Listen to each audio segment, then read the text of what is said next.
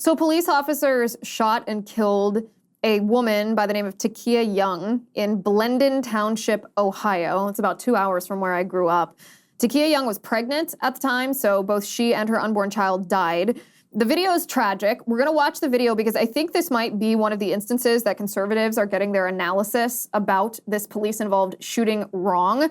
And I wanna walk you through what my thought process is on this. So the defense that I'm hearing from conservatives and from Republicans is that this woman was suspected of having shoplifted alcohol. Police suspected that she was the perpetrator of this crime. So they stopped her. She was in her car in the parking lot.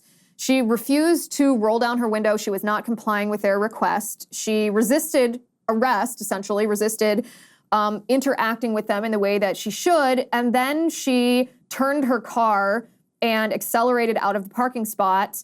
At the moment that she accelerated her car, one of the police officers who was standing at the front of her car, although towards the corner, kind of by the headlight, fired one round through the windshield, presumably hitting her in the head because she was killed by that one round. And the defense that I've heard from a lot of conservatives is that, well, she used a car, which is considered deadly force, and it is, I understand that, is considered deadly force. She used a car, she tried to ram this police officer. He would have therefore then had a reasonable cause to fear for his life, in which case use of lethal force is justified. That's the argument that I heard. And before I watched this video, that argument made sense to me. Just because a perpetrator, a suspect, or someone that's about to be arrested is not armed with a firearm themselves doesn't mean that they don't pose a lethal threat to police officers. I think Michael Brown is a perfect example of that. But I watched this video finally, and I've now watched it probably 24 times because the defense that I'm hearing from conservatives doesn't match what I see when I watch this video. So I want to walk through this video and watch it with you and tell you what I see and the problem that I have with the analysis that we're hearing from conservatives. So let's bring this up on the screen. Like I said, this is in Blendon Township, Ohio. In Blendon Township, Ohio, so you see the police officer by the window of her car. That's the first police officer. The second one, you can see his firearm. And then you see her turn her wheel to the right. It's very quickly, very quickly. I want to rewind this and show it again. I want to show it again. So watch for the police officer with the firearm in the bottom left corner and watch what Takia does with the steering wheel when she accelerates. So she turns it first before she accelerates. He's at the front of the car. He just barely steps to the side and she very slowly drives off to the right. So when I'm watching this video, I'm looking for her to use this car as a deadly weapon itself. I'm looking for a police officer who had reasonable fear for his life. Now, when I say reasonable fear, I'm not talking about whether he as an individual feared for his life. I'm talking about, would anyone in that circumstance be reasonably afraid that their life was at risk?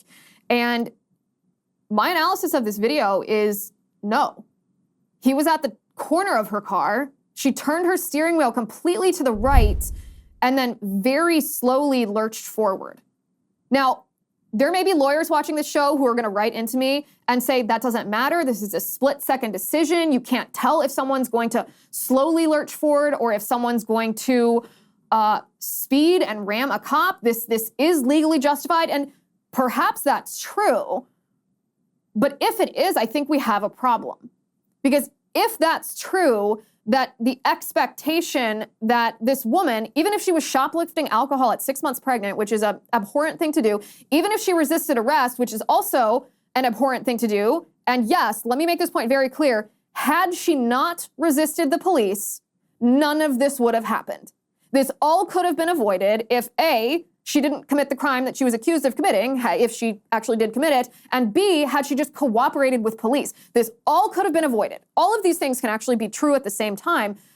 But if police are justified using lethal force against a suspect because a car lurches forward slowly and the cop was standing at the upper corner, then it seems to me there's almost no limiting principle on when a cop could be justified using lethal force. So attorneys watching this program can better tell me based on Ohio law whether this was legally justified. Law enforcement personnel have been writing into me for the last day and a half because I posted this opinion. I posted my thoughts. I asked you guys over on X, formerly known as Twitter, am I missing something? Because I've watched this video 100 times, and while I see the car veer to the right, lurch slowly to the right, I don't see this using the car as deadly force to try to take this cop's life.